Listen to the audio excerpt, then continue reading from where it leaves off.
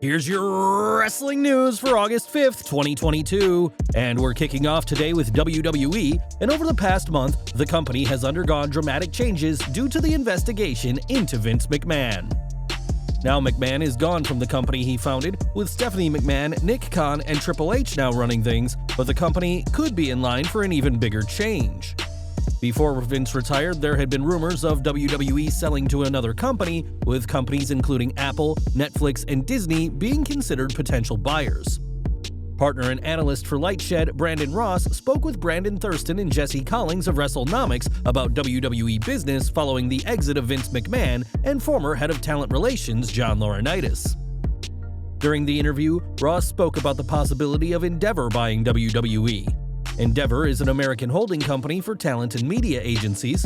The company was founded in April 2009 after the merger of the William Morris Agency and the original Endeavor Talent Agency.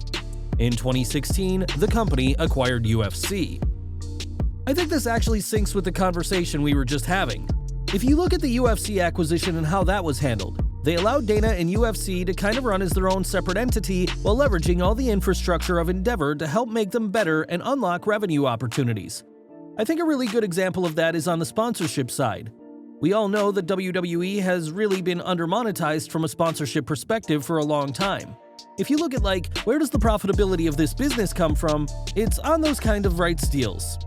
Nick Khan is amazing at that, as we all know. His history with CAA, Creative Artists Agency, and the involvement that he's had in the past on this.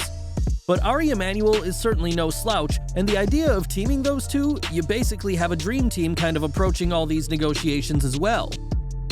Ross went into how WWE co-CEO Nick Khan has a good relationship with Endeavor that stems back from when Khan was a CAA agent.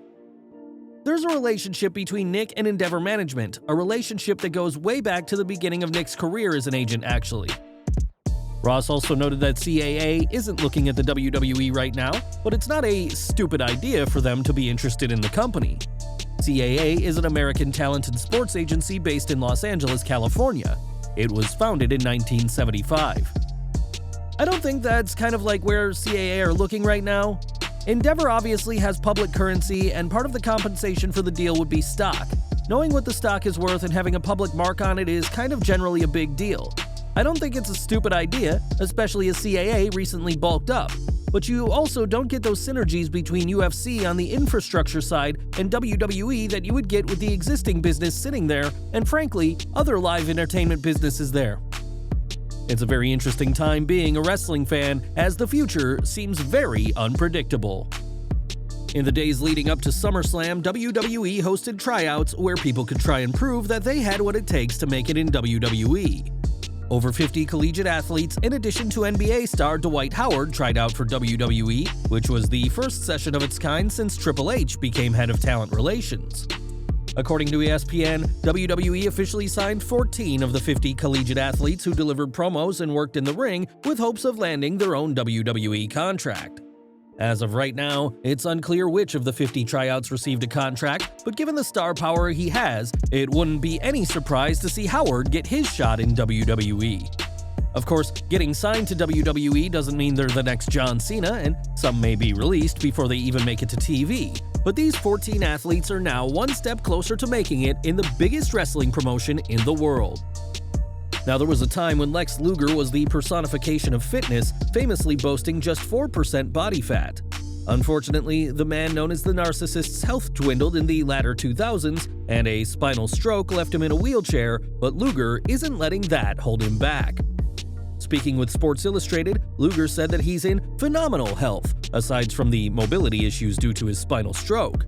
The former WCW World Heavyweight Champion stated that he might get out of his wheelchair to get inducted into the Hall of Fame, saying that such an honor would be worth taking the risk.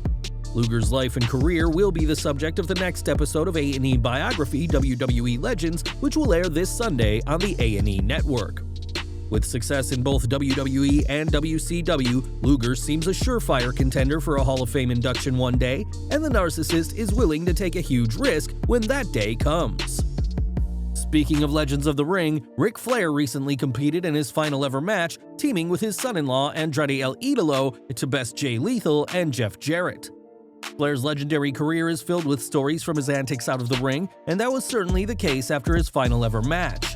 In a report to Brad Shepard Unleashed, Billy Body reported that after the show, Flair went to a strip club called Tootsie's and had quite a bit too much to drink.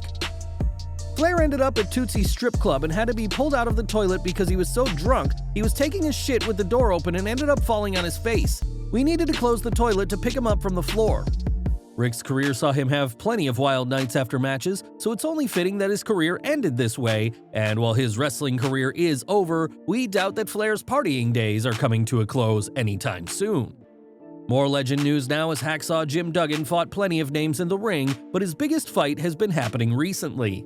On social media, Duggan has been documenting his cancer battle as he was diagnosed in October 2021, and after beating it, the cancer returned in March this year. This week, the WWE Hall of Famer once again shared an update on Instagram, but it was to announce that he has completed 8 weeks of radiation treatment and is now cancer-free. Duggan rang the bell that patients get to ring when they beat cancer, and we, like Jim, would like to thank all the doctors, nurses, and everyone who supported Duggan to get this big win.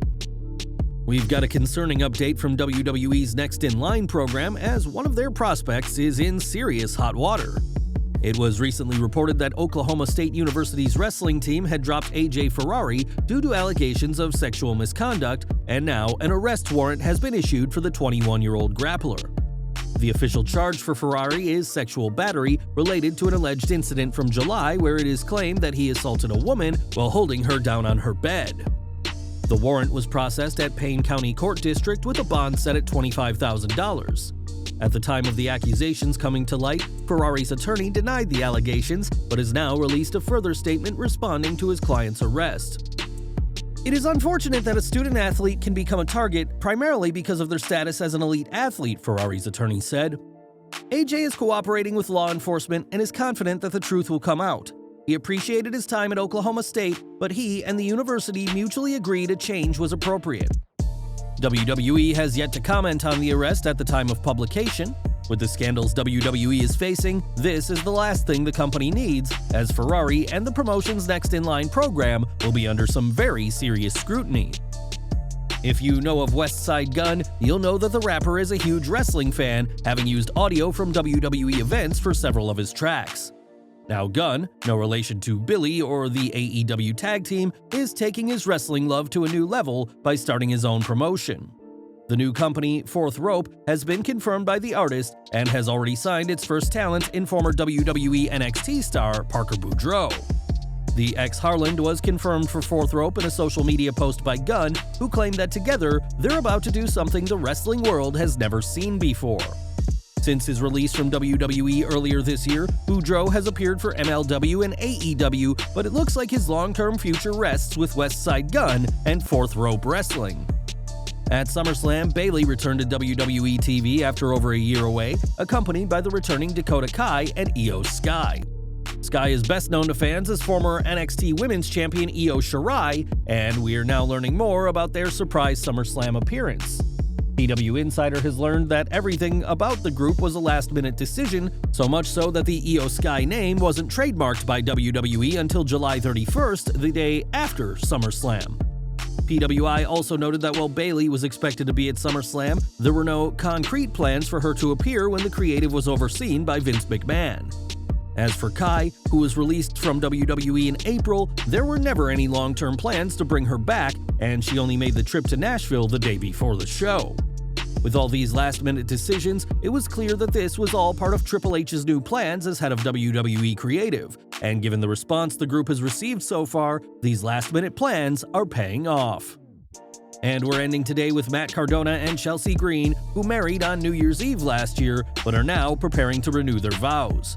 The ceremony will take place as part of GCW Homecoming Part 2, and we'll see a blast from wrestling's past Officiate.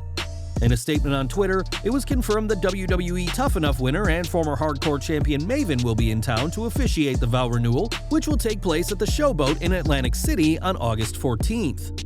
Pro wrestling weddings rarely go well, and we imagine the same is true for vow renewals, so we'll just have to wait and see who else makes their presence known during the ceremony. Well guys, that's our news for today. Please share your comments below. Also hit the like button, subscribe to our channel, and hit the bell icon to receive all notifications. And as always, thanks for watching.